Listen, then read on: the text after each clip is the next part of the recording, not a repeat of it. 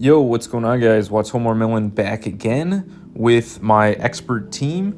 So on the lead, I've got Gligar. In the back, I've got Shadow, Typhlosion, and Lapras. I think Gligar and Lapras are just an incredible core. I think that Shadow Gligar might be a bit better than regular Gligar, but I don't have one, so gotta go with the regular here. Anyways, I haven't been playing a whole lot of Pokemon Go, specifically because this season I decided I'm not really going to play the limited metas as much. I played a little bit of Ultra League a couple of weeks ago, but other than that, I really haven't played a whole lot, so I have just been at Veteran until the Open and Great League came back, and with this team, I, within a couple of days, gained over 200 ELO and reached Expert. So, I think it's a pretty standard team. I haven't seen other people use this team exactly, but Gligar plus Lapras is an incredible Open Great League core right now. And Shadow Typhlosion is just a ton of fun to use. And for me, I have to play a team that I actually enjoy using, and that means that I have to have something like Shadow Typhlosion. Typically, I would run things like Shadow Magnezone, Morpeko in the past. This time, Shadow Typhlosion does what I need it to do. So you can see here, not the best alignment for this game, but I've got this Dusclops on my Gligar, a terrible matchup because of the super effective Ice Punch, but I'm able to get off this parting Aerial Ace, and that means that my Shadow Typhlosion is going to be able to clean up nicely because I can tank a Shadow Punch, and Shadow Typhlosion up energy is a bit of a menace. So I'm in good shape. I'm just going to farm all the way down because they don't swap out, which makes it a whole lot easier, and I have my other shield, so it's not really a problem. They still make it to another Shadow Punch, but at this point, I just have so much energy, and there's basically nothing in the game that's going to be able to tank all this. You can see I go for the bait Thunder Punch. Oh no, what am I saying? There's no reason to go for a bait Thunder Punch. I just go for the Blast Burn, get another Blast Burn off, and then I have the move loaded on my Lapras, and that's going to be a GG right there. So you can see sort of how the team plays. Lapras is a pretty safe Pokemon. Sidewave fast move pressure is really nice into basically everything, and Sparkling Aria plus just the bulk of Lapras makes it really strong. I also run Skull Bash on my Lapras just because I feel like it prevents Lapras from getting completely walled by some Pokemon. You can see importantly here, whenever I see a Wigglytuff on the lead, and for whatever reason I've started seeing many more of them, your opponent gives away that they're an alignment based team, and typically that means that they have something like a Bastiodon in the back, and so I always go into Lapras just in case they have a Bastiodon.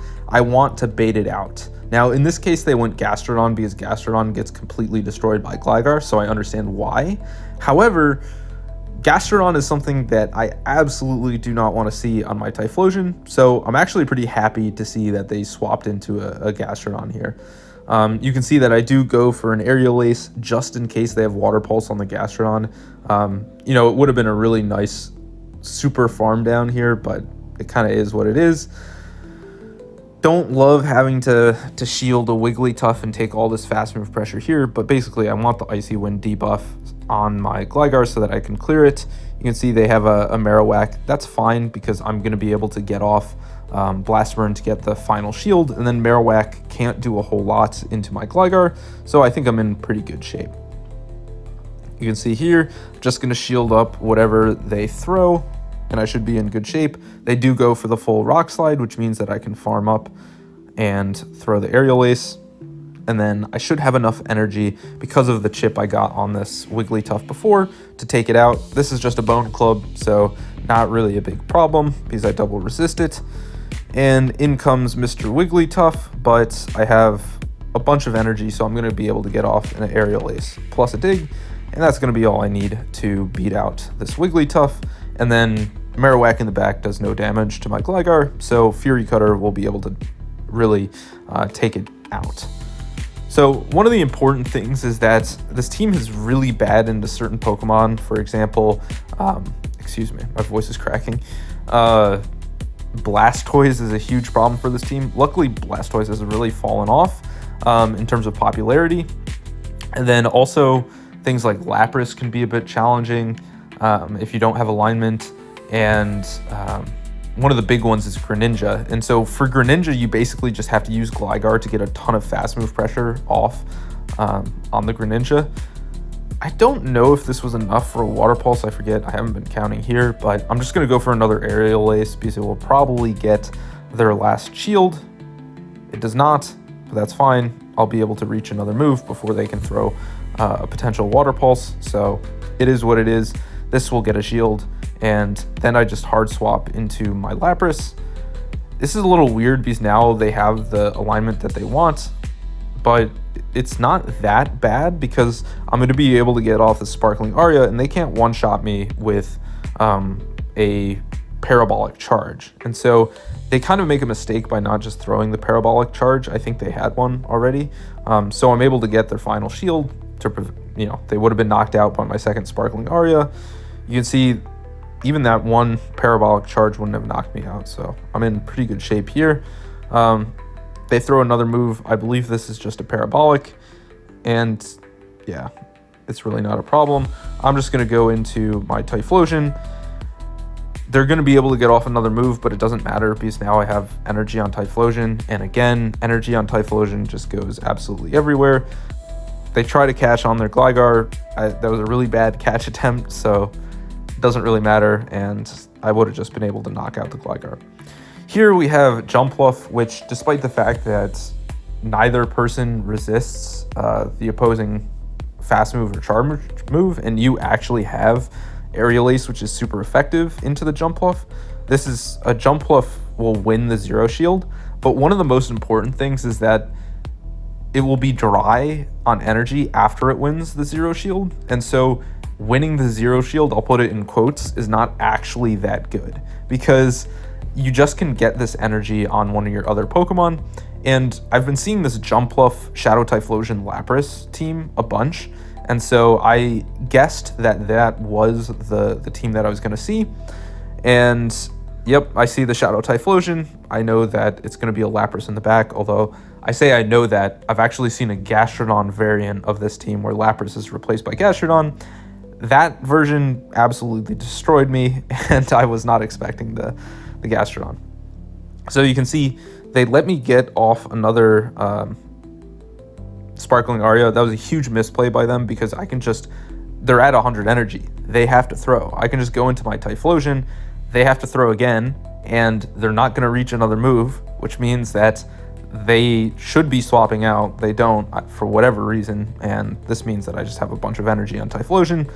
They surrender because they know that they had made a huge misplay there. Dedenne, very, very nice lead, and a problem Pokemon for my Lapras for sure. Typhlosion can do stuff into Dedenne when shields are in play. I know they don't have enough for a play rough yet, so I'm just going to bait with the Aerial Ace because they hadn't thrown the Parabolic. I think once they've boosted their defense, they're much more willing to actually just let moves from Gligar go, but before they buff their defense, they're basically never going to shield, so or they're basically always going to shield, so Aerial Ace is a pretty nice bait there. They don't even have enough for another play rough, so I get a shield advantage and switch advantage here. But I then see a Shadow Annihilate. This is another Pokemon that this team is a little bit soft to. You might think Gligar is pretty decent into Shadow Annihilate or Annihilate in general, but the problem is that Annihilate can just kind of farm through the Gligar because it resists. Because Annihilate double resists Fury Cutter, and surprisingly a lot of the pressure that you want on your I can't think that you want from your Gligar, basically you need some amount of damage pressure. A lot of that comes from Fury Cutter, and when it does 0 damage to a Pokemon, especially a Pokemon that has a lot of fast move pressure, you're just in a lot of trouble. So here it ends up being okay because they swap Credilli, and I know that I can just sort of double bank, and I have the Sparkling Aria ready to go. So that's going to be enough after a couple of Psywaves to farm that down. At this point, I know that I have hit Expert, We have a Guzzlord lead. My backline really does not want to see a Guzzlord. They swap out into a Skeledirge, which is interesting. I'm not sure exactly where to go from here, but I decided to build up to a dig and then just bait. They end up essentially throwing immediately afterwards, and they shield the bait. So I'm in pretty good shape because I know that they're not going to be able to take me out before I get to 2 Sparkling Arias. And so I'm just going to shield up this Torch Song. Never feels good to shield up a boost move, but it sort of is what it is. I need alignment here. I can't let the Gastrodon get onto my Typhlosion. They do me a huge favor and hard swap Gastrodon.